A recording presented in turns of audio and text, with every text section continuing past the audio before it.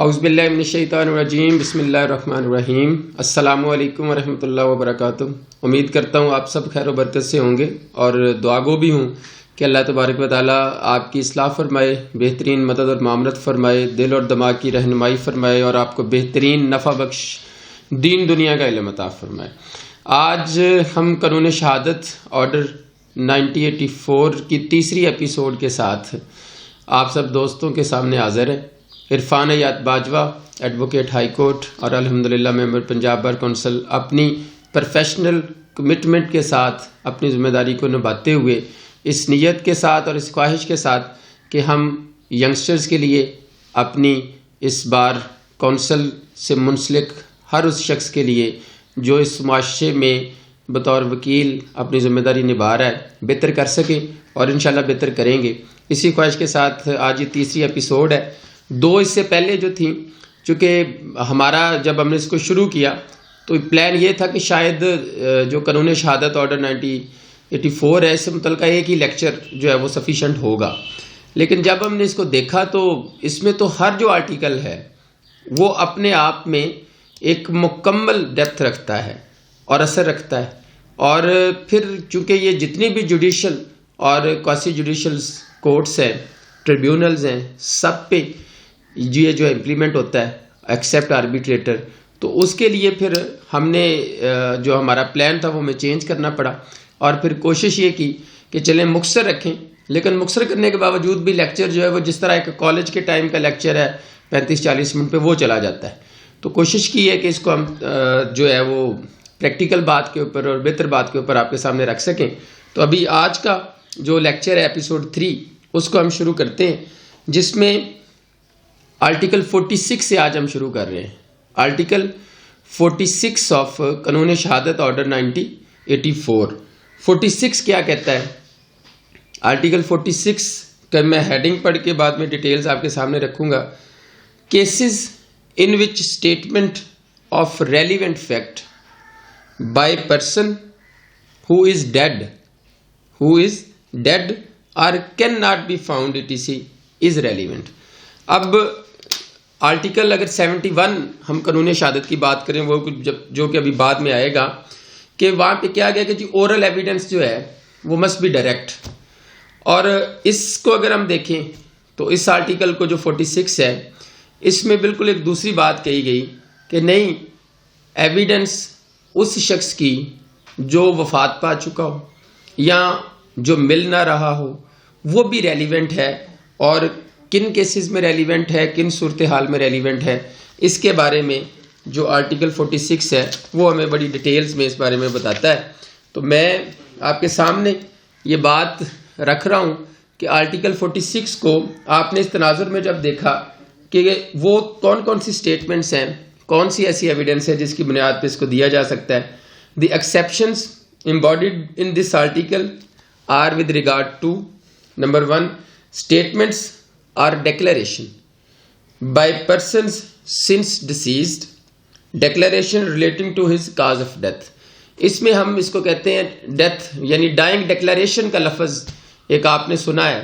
तो dying declaration जो है वो इस आर्टिकल के तहत 46 के तहत एडमिसिबल इन एविडेंस करार पाया है। आगे उस डाइंग डिक्लेरेशन को रिकॉर्ड करने के तरीक़ेकार है कि जो बंदा ये कह रहा हो कि मेरे सामने उसने बयान दिया तो उसकी उस वक्त मौके पे प्रेजेंस होना क्वाइट नेचुरल, और उसने वही अल्फाज कहे हो जो सुने हो, और उसकी बाबत फिर अगर हालात और वाक़यात तस्दीक करें तो वो डाइंग डिक्लेरेशन एक strong corroborative piece of evidence के तौर पे सामने आता है। सब्सटेंटिव पीस ऑफ एविडेंस भी बाज़ दफ़ा जजमेंट्स में इसको कहा गया, लेकिन ये सब्सटेंटिव पीस ऑफ एविडेंस नहीं है। इसमें strong corroborative piece of evidence के तौर पे डाइंग डिक्लेरेशन को कंसीडर किया जाता है। दूसरे फैक्ट एंड सर्कमस्टांसेस अगर इससे रिलेट करें तो फिर एक मजबूत पीस ऑफ एविडेंस है। तो डाइंग डिक्लेरेशन जो है वो इस आर्टिकल 46 के तहत एडमिसिबल इन एविडेंस है। फिर आगे declaration made in course of a business और ड्यूटी, बिजनेस के हवाले से और ड्यूटी की परफॉर्मेंस के हवाले से अगर कोई डिक्लेरेशन है तो वो एडमिसिबल इन एविडेंस है, रेलिवेंट है under this article. Declaration against interest, एक इंटरेस्ट के अगेंस्ट, अपने इंटरेस्ट के अगेंस्ट अगर कोई बात बंदा कर देता है तो वो डिक्लेरेशन भी जो होगा वो रेलिवेंट होगा under this article. Declaration as to public rights, अवामुन्नास के हक और हकूक के लिए जो डिक्लेरेशन होगा वो भी रेलिवेंट होगा under this article. Declaration as to pedigree और declaration by testators in their wills, जो उन्होंने वसीयत बनाई है, testators in their wills, and declaration by several person expressing feelings. ये एक 7 कंडीशंस हैं। आर्टिकल 46 जो है वो इस बारे में हमें आगाह करता है। और इसमें जो सबसे इम्पॉर्टेंट बात होती है वो डाइंग डिक्लेरेशन को लेके हमारी ये अदालतों में ज़ेर बहस ये आर्टिकल रहता है। इसके बाद आर्टिकल 47 की हम बात करते हैं। मुख्तसर बात इसलिए कर रहा हूँ कि आपको एक गाइडलाइन मिल जाए, अदरवाइज़ ये बहुत ज़्यादा लेक्चर्स पे मुहित, बड़े वक्त पे मुहित ये लेक्चर होगा। ख्वाहिश भी है कि मैक्सिमम आपको डिलीवर करें, लेकिन इस सारे नज़रिए को देखते हुए, शॉर्टेज ऑफ टाइम को, हम इसको मुख्तसर कर रहे हैं। तो 47 इसके बाद जो सेक्शन 46A है उसमें यह है कि relevancy of information generated, received on recorded by automated information system, statements in the form of electronic documents generated, received of recorded by an automated information system while it is in working order are relevant। ये वो जो information है generated होती हैं through computer system, automatic और working order में हो। Condition ये है कि वो एडमिटेडली वर्किंग ऑर्डर में हो, तो वो जो स्टेटमेंट्स हैं वो भी उनकी रेलिवेंसी है अंडर आर्टिकल 46A। उसके बाद आर्टिकल 47 जो है उसकी बात करते हैं, तो उसमें उन्होंने 3-4 चीज़ें जो इम्पोर्टेंट हैं वो मैं जनाब के सामने रखूँगा। इसमें कहा गया relevancy of certain evidence for proving in subsequent proceedings, बाद में होने वाली, the truth of the fact therein stated. वो क्या है? उसमें उन्होंने कहा evidence given by a witness in a judicial proceedings are before any person authorized by law to take it is relevant for the purpose of proving in a subsequent judicial proceedings। Details आगे इसकी mentioned है, लेकिन ये मेरे सामने एक judgement है जिसमें इसके ऊपर ये कहा गया कि क्या क्या चीज़ें हैं अंडर दिस आर्टिकल कि वो जो सेकेंडरी एविडेंस के तौर पे आप कर सकते हैं। इसमें लिखा under this article secondary evidence of oral testimony is made relevant and admissible in a subsequent judicial or a later stage judicial proceedings or a later stage of the same proceedings in cases in which the evidence was given by a witness। इसमें number 1A in a judicial proceedings or before any person authorized by law to take it is relevant in a subsequent judicial proceedings or a later stage उसके बाद की of the same proceedings. सच cases are 5 in numbers. आगे उसको कहा गया कि कौन कौन से हो सकते हैं। When the witness is dead, when he can not be found, when he is incapable of giving evidence, when he is kept out of the way by the adverse party, and when his presence can not B obtained without an amount of delay और express which the court considers। और इसके साथ the use of such secondary evidence is limited by 3 provisions। Such evidence will be only admissible if the proceedings was between the same parties or their representative in interest, if the adverse party in the first proceedings had the right and opportunity to cross-examine, and if the questions in issue were substantially in the same in the first as in the second proceeding। तो ये article 47 जो है वो हमें assist करता है कि जो प्रोसीडिंग्स हुई हैं इसके साथ अगर हम इसको रेलिवेंट देख के पढ़ें तो और जो चीज़ें इसी आर्टिकल के अंदर उन्होंने मेंशन कर दी हैं कि सेम पार्टीज़ हैं, फौत हो गई पार्टीज़, प्रेडिसेसर्स आ गए लिटिगेशन में, तो उन पे भी वो बाइंडिंग होगा।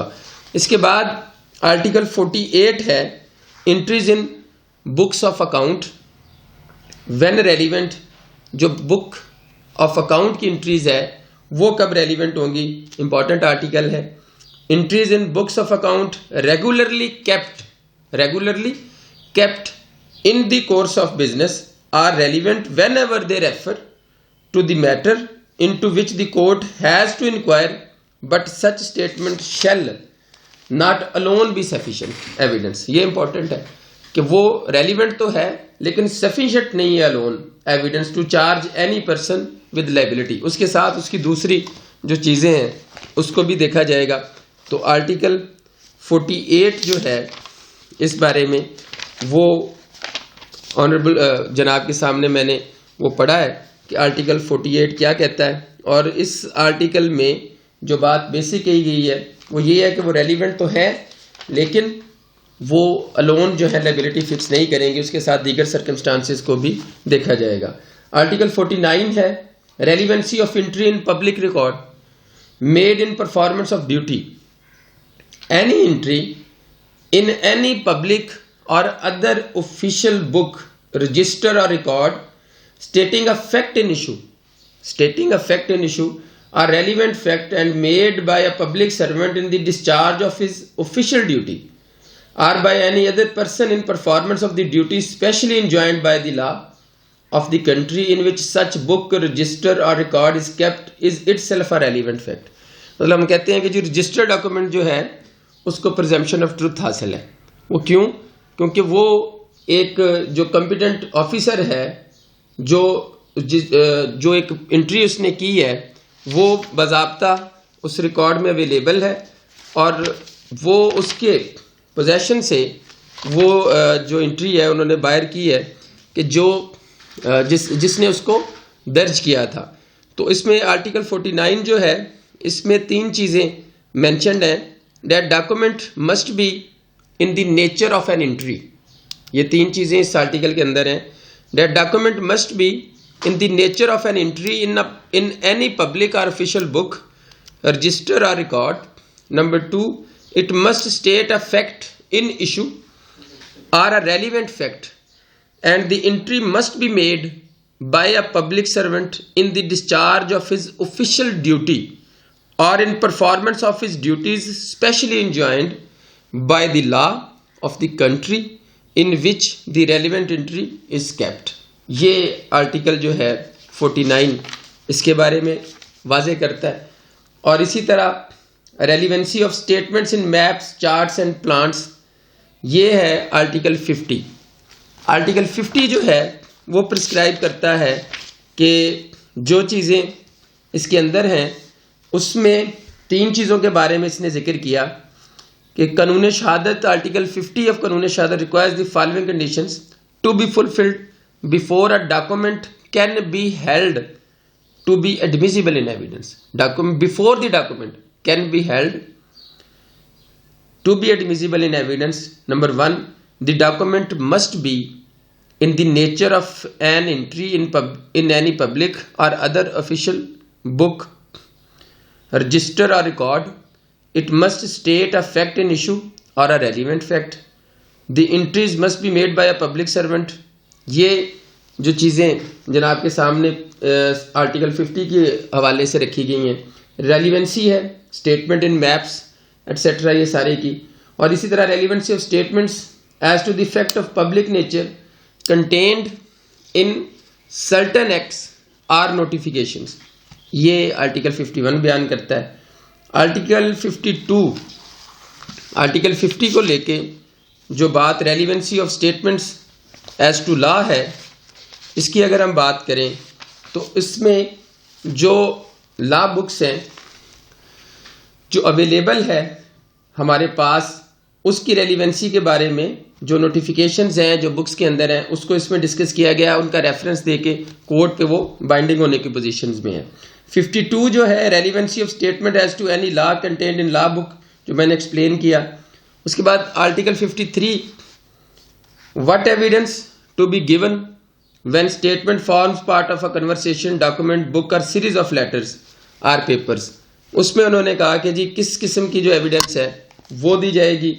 When any statement of which evidence is given form part of a longer statement or of a conversation, are part of an isolated document, or is contained in a document which form part of a book or of a connected series of letters, papers, evidence shall be given of so much and no more of statement, conversation, document, book, or series of letters or papers as the court considers necessary in that particular case to the full understanding of the nature and effect of the statement and of the circumstances under which it was made. अब ये जो articles आपके सामने 46 से लेके इसके बाद 53 तक एक्सप्लेन किए गए। इसके बाद आ जाती हैं आर्टिकल 54 से लेके आर्टिकल जो है 58 तक। ये जो आर्टिकल्स हैं ये judgment of courts of justice when relevant, ये इसकी एक हेडलाइन है और इसी को ये जो आर्टिकल्स हैं ये करते हैं। आर्टिकल 54 जो है वो इम्पोर्टेंट है इस सिलसिले में कि जो जजमेंट है यानी प्रीवियस जजमेंट रेलिवेंट है टू बार है second suit, the existence of any judgment order, जो बात समझने की है वो इससे आगे उन्होंने कह दी, the existence of any judgment order or decree which by law prevents any court from taking cognizance of the suit or holding a trial is relevant fact when the question is whether such court ought to take cognizance of such suit or to hold such a trial। अब इसमें जो बात इस article के तहत है कि वो फ्रॉम टेकिंग कॉग्निजेंस, इख्तियार लेने से मना करता है ये आर्टिकल उस सूरत में कि अगर उस सेम फैक्ट के ऊपर उससे पहले जो जजमेंट है वो रिकॉर्ड के ऊपर मौजूद हो या जो ट्रायल है सेम ऑफेंस की बाबत उस पर अगर कॉन्स्टिट्यूशन के हम आर्टिकल 403 की भी बात करें या पहले पार्टीज के दरमियान लिस्ट जो थी वो डिसाइड हो गई है, रेस जुडिकेटा की बात करें तो वो भी सारी चीज़ें इसी आर्टिकल के अंदर ही डिफाइन की गई हैं। और यहाँ तक रेस जुडिकेटा की बात है तो उसके ऊपर in order to attract the rule of res judicata जो प्रिंसिपल्स हैं, प्री रिक्विजिट्स हैं, वो हैं कि the matter must have been heard and decided in the former suit as distinguished from a proceeding or application, not only in the court forbidden to try a suit but also issue in a suit which has heard and decided in the former suit. The matter in the subsequent suit was directly and substantially and constructively in an issue in the former suit. There must be identity of parties in both the suits.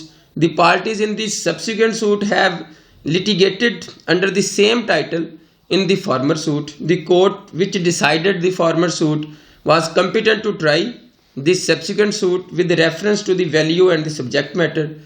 The matter directly and substantially in issue in the subsequent suit must have been heard and finally decided in the former suit. ये race judicata है।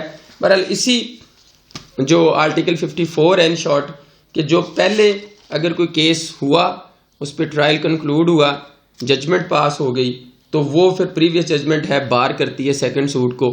इसी तरह इसमें और provisions भी हैं, जिस तरह 12(2) की बात की जाती है कि अगर फ्रेश सूट तो नहीं हो सकता लेकिन अगर फ्रॉड और मिस रिप्रेजेंटेशन से कोई डिग्री हासिल की गई है तो फिर सेक्शन 12(2) CPC जो है वो आपको एम्पावर करती है कि आप मुतलका कोर्ट में ही एप्लीकेशन दे सकते हैं।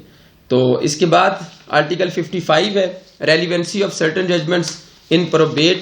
इसको भी जो उन्होंने डिफाइंड किया गया, इसमें 4 चीज़ें हैं बेसिकली, और a final judgment order or decree of a competent court in the exercise of probate, matrimonial, admiralty or insolvency jurisdiction, which confers upon or takes away from any person any legal character or which declares any person to be entitled to any such character or to be entitled to any specific thing, not as against any specified person but absolutely is relevant when the existence of any such legal character or the title of any such person to anything is relevant.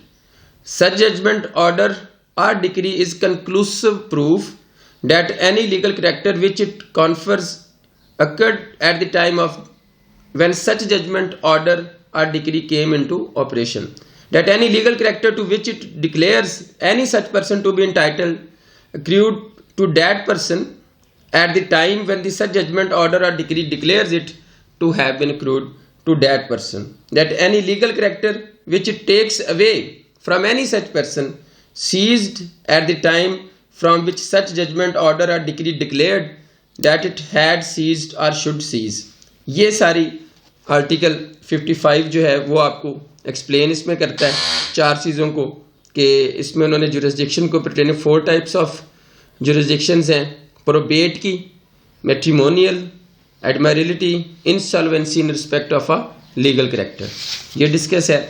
Article 56 relevancy and effect of a judgment, orders and decree other than those mentioned in Article 55. इसमें उन्होंने कहा कि judgment, order and decree other than those mentioned in Article 55 are relevant if they relate to the matter of public nature. ये इसमें different है, relevant to the inquiry, but such judgment, order and decree are not conclusive proof of that which they state. तो इसमें 56 के ऊपर ये बात है, और 57 है judgments etcetera other than those mention जो हैं वो भी कब रेलिवेंट होंगी, when relevant, judgments, orders and decrees other than those mentioned in article 54, 55 and 56 are irrelevant unless the existence of such judgment, order or decree is a fact in issue or is a relevant under some other provision of this order. और ये last जो है इसकी वो article 58 है, fraud or collusion in obtaining judgment or incompetency of court may be proved. Any party to a suit or other proceedings may show that any judgment, order or decree which is relevant under Article 54, 55 and 56 and which has been proved by the adverse party was delivered by a court not competent to deliver it or was obtained by fraud or collusion. ये वो 12(2) की भी बात है इसमें कि जी उसको वो कर सकते हैं। अब इस सारी 46 से लेके जो 58 तक आपके सामने एक्सप्लेन की हैं, इसमें इन एडिशन एक शॉर्ट सा जो कुछ सेक्शंस आगे हैं इस हवाले से जो ओपिनियन ऑफ एक्सपर्ट की बात करता है वो हमारा आर्टिकल 59 है जो ओपिनियन ऑफ एक्सपर्ट की बात करता है। When the court has to form an opinion upon a point of foreign law, ये इंपॉर्टेंट चीज है, when the court has to form an opinion upon a point of foreign law or of science or art or as to identity of hand writing or finger impressions, the opinions upon that point of persons specifically skilled in such foreign law, science or art are in question as to the identity of handwriting or finger impressions are relevant facts. ये उन्होंने 59 के तहत, और इन लोगों को क्या कहा जाएगा, such persons are called experts. तो experts evidence जो है वो admissible in evidence होती है without calling the expert। जो रिपोर्ट लाइक PFS जिस तरह कोई रिपोर्ट सबमिट करती है तो उसमें उस रिपोर्ट के आने के बाद उसके जो एक्सपर्ट है उसको बुलाए बगैर भी उसको एडमिसिबल इन एविडेंस करार दिया गया है। और इसी तरह ये ओपिनियन ऑफ एक्सपर्ट के ऊपर ही जो जजमेंट्स आई थी, इवन लास्ट टाइम CNSA के केस में ऑनरेबल सुप्रीम कोर्ट में कहा कि वो प्रोटोकॉल जो है वो जो बेसिक प्रोसेस है जो अप्लाई होना है इन सच लाइक केसेस, उसमें वो प्रोसेस अडॉप्ट अगर नहीं हुआ तो फिर वो रिपोर्ट जो है वो एडमिसिबल इन एविडेंस नहीं होगी। ये इसी तरह ओपिनियन ऑफ एक्सपर्ट जो है उसके ऊपर बात है।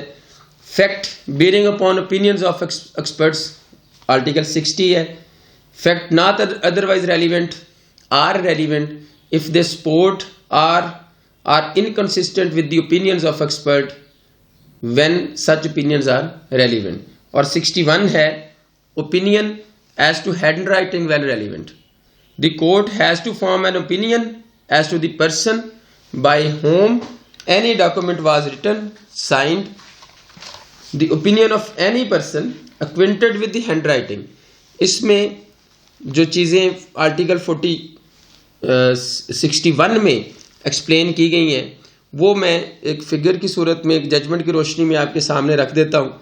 The Qanun Shahadat order has provided the following methods for proving the hand writing by evidence of the writer, evidence of the writer or scribe जिसने उसको लिखा वो खुद आए, by evidence of a person who saw the person whose hand writing is in question, जिसने उसको देखा, right, by evidence of a person who is familiar or acquainted with the handwriting of the person.